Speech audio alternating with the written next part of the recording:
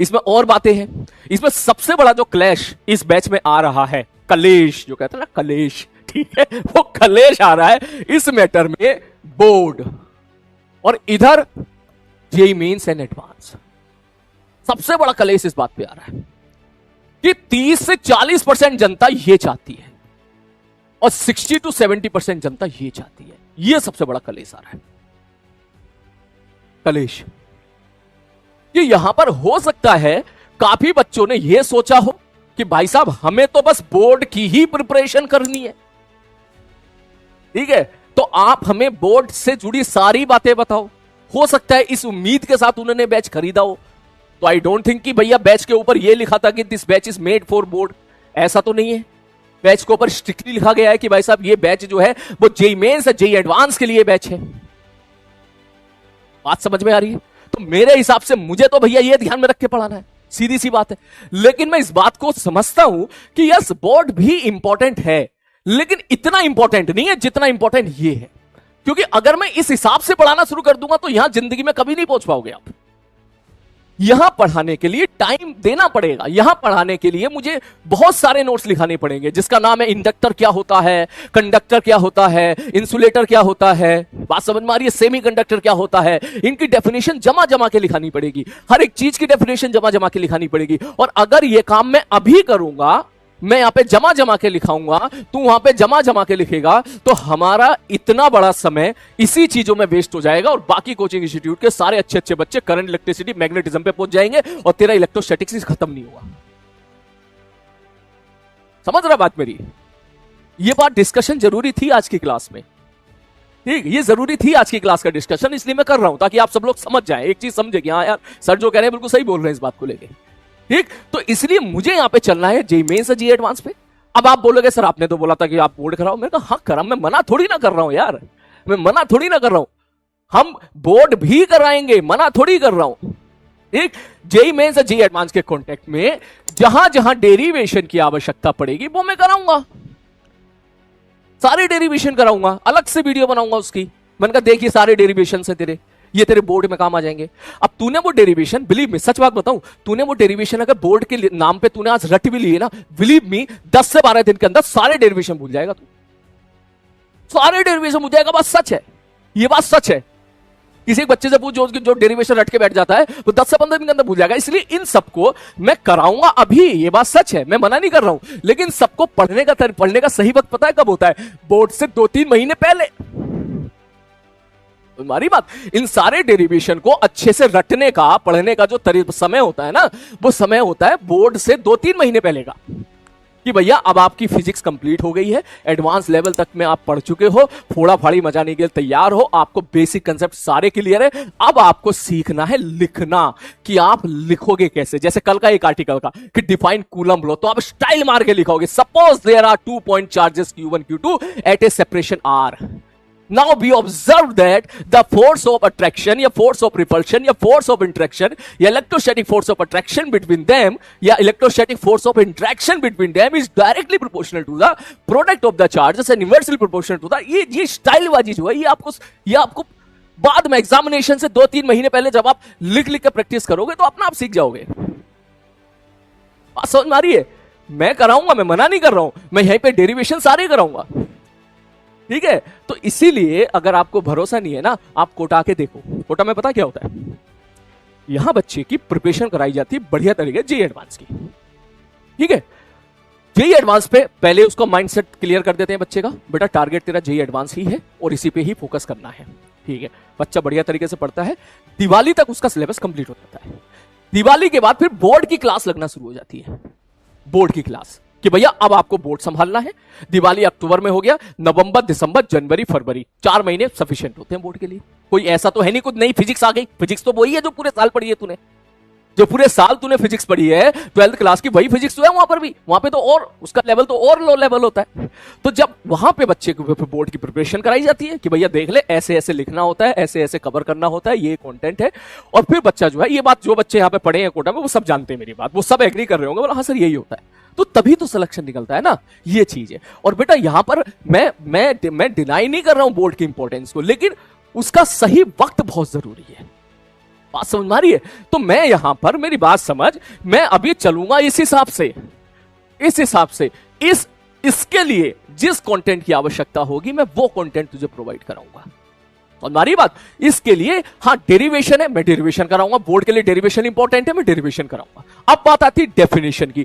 तो जब हमारा चैप्टर समाप्त हो जाएगा ना इलेक्ट्रोस्टैटिक्स, जब ये इलेक्ट्रोस्टैटिक चैप्टर समाप्त हो जाएगा, भैया अब समाप्त हो गया, ठीक, हमने एडवांस लेवल तक का कर लिया, बढ़िया बढ़िया सवाल फोड़ लिया, तो चैप्टर के समाप्ति के बाद फिर मैं तुझे एक पीडीएफ प्रोवाइड करा दूंगा कि मैंने कहा देख ये डेफिनेशन है सारी, अगर तेरे को बोर्ड में डेफिनेशन की आवश्यकता पड़ रही है तो भैया ये देख तेरी डेफिनेशंस है, इन डेफिनेशंस को तू भैया आराम से पढ़ लेना और आराम से लिख लिख के प्रैक्टिस कर लेना कि कंडक्टर क्या होता है, स्टाइल मार के कंडक्टर की डेफिनेशन कैसे लिखोगे, इंसुलेटर की डेफिनेशन कैसे लिखोगे स्टाइल मार के, या सेमीकंडक्टर क्या होता है, इस तरह की जो जो चीजें होती है वो मैं तुझे चैप्टर के लास्ट में करा दूंगा, लास्ट में बता दूंगा, प्रोवाइड करा दूंगा ये चीज, ठीक।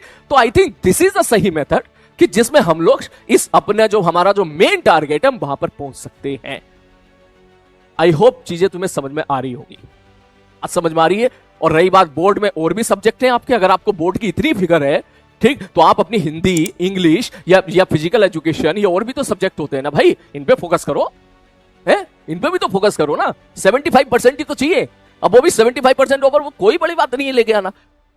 अगर तूने मेरी जो भी मैं फिजिक्स कवर कराऊंगा ना, जो भी मैं बढ़िया तरीके से पढ़ाऊंगा ना यहाँ पर, वो तूने, मैं जो अपने हिसाब से पढ़ा वो तूने कवर कर लिया ना, तो बोर्ड में कोई बड़ी बात नहीं है, 90 मार्क्स तो आसानी से ले आएगा।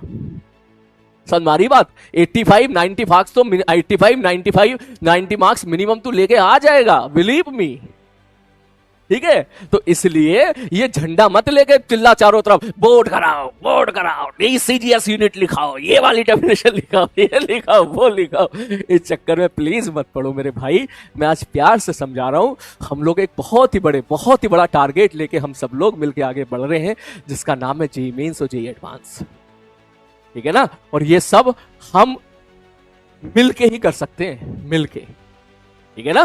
तो हम सब लोग जो है, मैं चाहता हूं, दिल से मैं चाहता हूं इस साल कि भाई साहब जितने भी इस बार जेईई में, जेईई एडवांस के जितने भी सीटें हो, मैक्सिमम सिलेक्शन वो हमारे पीडब्ल्यू से निकले और निकलेंगे तेरे ही इन बैचेस में। तू देख लेना, लक्ष्य के इन्हीं बैचेस में आज से 7 8 9 महीने के बाद इंटरव्यू तू देखेगा यूट्यूब पे, जिसमें बच्चे बोल रहे होंगे कि सर हमने अपने टीचर को ब्लाइंडली फॉलो किया, हमने अपने सलीम सर को ब्लाइंडली फॉलो किया, हमने सचिन सर को ब्लाइंडली फॉलो किया और मेरी 99.99% आई, 99.98% आई। तू देखना, ये इंटरव्यू तुझे देखने के लिए मिलेंगे इस तरह के कि हमने अपने रिस्पेक्टिव सर को ब्लाइंडली फॉलो किया और उसके बाद मेरी 99% आई है और मैंने कुछ ना इधर देखा ना उधर देखा, चुपचाप टीचर को ब्लाइंडली फॉलो किया। तो देखना, ऐसे बहुत बच्चे निकलेंगे आगे समझ में। आई होप आज के बाद ये डिस्कशन ना हो, ठीक है। अभी भी कुछ बच्चे कह रहे हैं पढ़ाओ, ठीक है। मैं गुस्सा कर ही नहीं रहा हूं, मैं तो वादा करके आया हूं किसी से कि मैं गुस्सा नहीं करूंगा, ठीक है। लेकिन आपके इस तरह कहने से मुझे कोई फर्क नहीं पड़ रहा, आप जा सकते हो क्लास से, ठीक है। क्योंकि इतनी जब वेरिएबिलिटी क्लास में फैली हो ना, ठीक है, तो फिर पढ़ा पाना फिर वो पॉसिबल नहीं है। पहले ये सारी चीजें पहले क्लियर करनी पड़ेगी, मुझे भी क्लियर करनी पड़ेगी, मेरे लिए भी जानना बहुत जरूरी है कि तू बोर्ड के लिए आया है, जी एडवांस के लिए आया है, और तेरे लिए भी जानना बहुत जरूरी है कि भैया मैं यहाँ पर किस तरह पढ़ाने वाला हूँ। बिल्कुल, आई नीड योर सपोर्ट, ये बात बिल्कुल सच है। मुझे पढ़ने वाले बच्चों का सपोर्ट चाहिए, जो पढ़ने वाले बच्चे हैं, जिनका टारगेट है कि भाई साहब जेईई मेंस जेईई एडवांस निकालना है, ऐसा कुछ भी हो जाए, ठीक है। इस साल जो पेपर आ रहा है, तो पेपर देख, अभी आज कल भी पेपर हो रहे हैं ना, आज और कल भी जेईई मेंस के पेपर, आज भी जेईई मेंस का पेपर था, कल भी जेईई मेंस का पेपर, ना जाने कितने सारे सवाल एज इट इज क्लास से एज इट इज उठ के आ रहे हैं, एज इट इज। लेकिन उसके लिए मुझे मेरा कंटेंट मेरे हिसाब से डिलीवर तो करने दो ना, है ना, मेरे हिसाब से डिलीवर करने दो, आप अपने हिसाब से नहीं।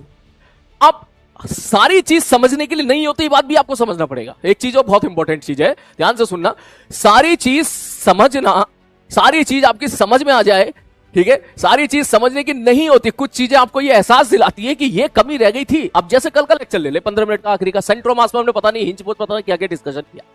अब किसी बच्चे को 100% समझ में आ गया, बहुत अच्छी बात है भाई। किसी बच्चे को 70% समझ में आया, ठीक है भाई। किसी को 30% समझ में आया, ठीक है भाई। अब जिस बच्चे को 30% समझ में आया, तो वो अपने अंदर मंथन करे, अपने अंदर देखे, झांके, क्या ऐसी वजह रह गई थी 11th क्लास की, कौन से ऐसे फॉर्मूले थे जो उसने नहीं पढ़े थे, तो उस पर वर्कआउट करे ना, आप उस पर वर्कआउट करो। कैसे वो 30% को 100% पे जाना है, रिकॉर्डेड लेक्चर आपको मिल ही जाता है, आप उस लेक्चर को दोबारा देख सकते हो, कोई चीज अगर आपको नहीं समझ में आए, पीछे जाके देख लो लेक्चर को, एक बार देखेगा, दो बार देखेगा, अपना आप समझ में आ जाएगी। लेकिन क्या वजह थी जो समझ में नहीं आई, आप उस पर वर्कआउट करो, मुझे मत रोको ना कि सर ये मत कराओ, ये हमारी समझ में नहीं आई। ठीक है, जब ये सब सेंटर मास ले आते हो ना, तो ये मत कराओ सर, नहीं ये नहीं करना है।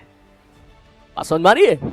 और इलेक्ट्रोस्टैटिक्स में, अब मैं तुझे एक बात बता दूं, इलेक्ट्रोस्टैटिक में स्टार्टिंग के 3-4 लेक्चर में हम केवल इंट्रोडक्शन पढ़ते हैं। ठीक है, ये पढ़ने वाले बच्चों के लिए बोल रहा हूं मैं, इंट्रोडक्शन पढ़ते हैं। क्या इंट्रोडक्शन पढ़ते हैं? अब एक नाम ले लिया कंडक्टर। अब कंडक्टर को लेके मैं मानता हूं कि बहुत सारी बातें आपके दिमाग में चल रही होंगी, लेकिन कंडक्टर की सारी बातें शुरू के 2-3 लेक्चर में हम नहीं पढ़ सकते, आपको पूरा चैप्टर का वेट करना पड़ेगा।